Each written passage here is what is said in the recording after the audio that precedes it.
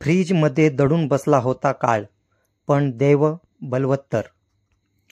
अन्यथा अख्खं व्यापारी कुटुंब झोपेतच झाले असते गतप्राण. देव तारी त्याला कोण मारी असे म्हणतात. त्याचा प्रत्यय आला तो शहापुरातील द्वारकानगरी परिसरात. पेशाने शिक्षक आणि शिल्पकलेत माहीर असलेले मनीष व्यापारी यांचं अख्खं कुटुंब आगीच्या भक्ष्यस्थानी पडता पडता वाचलं आहे.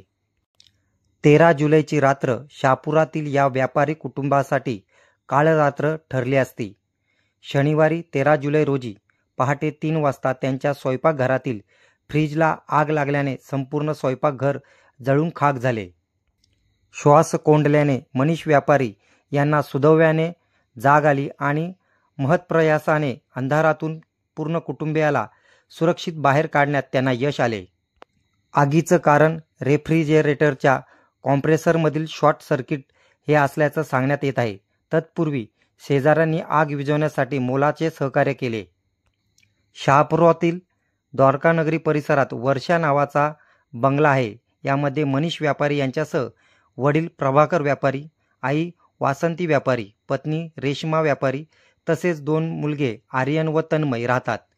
आता त्यांचे संपूर्ण घर काजळीने काळे झाले आहे. तथापि माहुली निसर्ग सेवा न्यासाचे सदस्य, मित्रमंडळी, नातेवाईक यांनी त्वरित आपत्कालीन मदत केली.